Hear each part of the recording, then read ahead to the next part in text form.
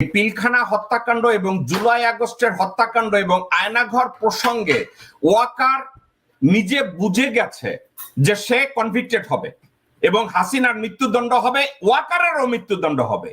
আপনার কি মনে হয় যে গত ৩-৪ দিনের ওয়াকার যে ড্রামা তৈরি করার চেষ্টা করছে ডক্টর খলিলকে নিয়ে, করিডোর নিয়ে, চিটাগং পোর্ট নিয়ে, আসল কাহিনী কি? তার নামটা নিজেকে এই হত্যা মামলা, এই অভিযোগ থেকে নিজেকে দূরে সরানোর জন্য, যান বাঁচানোর জন্য, ভারতকে মুক্ত করার জন্য, নাকি আপনার কাছে অন্য কিছু মনে হয়? আমার কাছে মনে হয় তারা প্রথম যেটা মনে হয় তারা ভারতের স্বার্থকে রক্ষা করার চেষ্টা করতেছে। ভারতের কাছে কিন্তু ওয়াকার কিছুই না। ওয়াকার ইজ অ্যানাদার পন টু ভারত। কথা বুঝছেন? তারা একের সময় একজনকে ইউজ করবে। আজকে ওয়াকারকে ইউজ করবে, কালকে আরেকজনকে ইউজ করবে।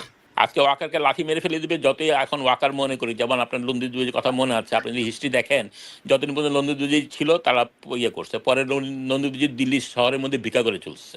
তখন তারা জিজ্ঞাসা করেন লন্দিদুজি কে। এইটা হলো ইন্ডিয়ার চাণক্য নীতি। ইন্ডিয়াকে বুঝতে হলে আপনাকে চাণক্য সম্বন্ধে পড়তে হবে, চাণক্য নীতি সম্বন্ধে পড়তে হবে। যারা এগুলো না পড়ে বুঝে তারা ইন্ডিয়াকে বুঝবে না। হ্যাঁ, তো ওয়াকার হলো একটা পণ ছাড়া কিছুই না। ওয়াকার নিজের জীবনকে রক্ষা করার চেষ্টা করতেছে। ওয়াকার মনে করতেছে যে ওয়াকারকে ভারত সেভ করবে। কিন্তু আমি আপনাকে বলে দিচ্ছি, যখন ওয়াকারকে দেখবে যে ইউজলেস, তাদের আর কোনো কিছু হবে না, তখন ইন্ডিয়াই তাকে লাথি মেরে ফেলে দিবে। আপনি কি এটা বিশ্বাস করেন যে হাসিনাকে জীবিত অবস্থায় ভারত থেকে বের হতে দেওয়া হবে না? আমি বিশ্বাস করি যে ভারত কখনোই হাসিনাকে বাংলাদেশের কাছে হস্তান্তর করবে না। কারণ করলে হবে কি, হাসিনার মুখ থেকে অনেক কথা বেরিয়ে আসবে এবং সেইটা ভারতের বিপক্ষে চলে যাবে। সুতরাং ওই পর্যায়ে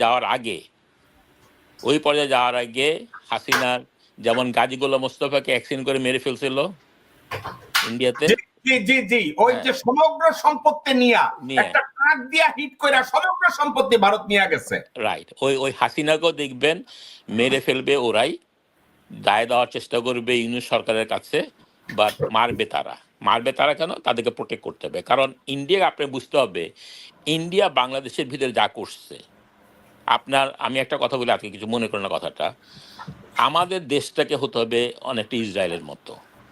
আপনি ইসরায়েলের একটা নেতাকে যদি মারেন, আপনার 10টা নেতাকে মেরে ফেলবে। জিয়া রহমানকে ইন্ডিয়া মারছে, এটা আমরা জানি।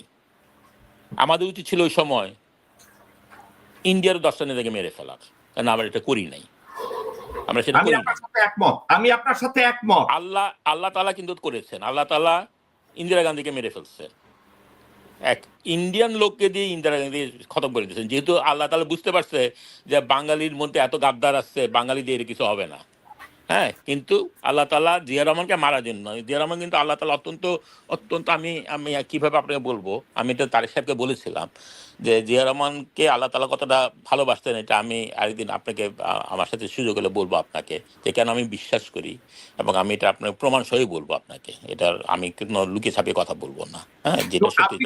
আপনি কি মনে করেন এই মুহূর্তে সালাউদ্দিন, তারপরে মির্জা ফাক, তারপরে গোরখদক আব্বাস এবং বিএনপির যত নেতৃত্ব ডক্টর খলিলুর রহমানকে বাংলাদেশ থেকে পদত্যাগ করার কথা বলছে, তার সম্পর্কে মিথ্যা কথা বলছে, যত মিথ্যা রচনা করানোর চেষ্টা করছে, এর পিছনের অবজেক্ট একটা, কারণ ভারত খলিলুর রহমানের মতো যোগ্য একজন দেশপ্রেমিককে হ্যান্ডেল করতে পারছে না। এটাই হলো কথা। এবং এইখানেই আমি রিকোয়েস্ট করব ছাত্র জনতাকে এগিয়ে আসার জন্য, এবং এই দেশপ্রেমিক ইউনূস সাহেবকে ধরে রাখতে হবে, দেশপ্রেমিক খলিল ভাইকে ধরে রাখতে হবে, এবং তার সাথে আরো যারা দেশপ্রেমিক আছে তাদেরকে ধরে রাখতে হবে।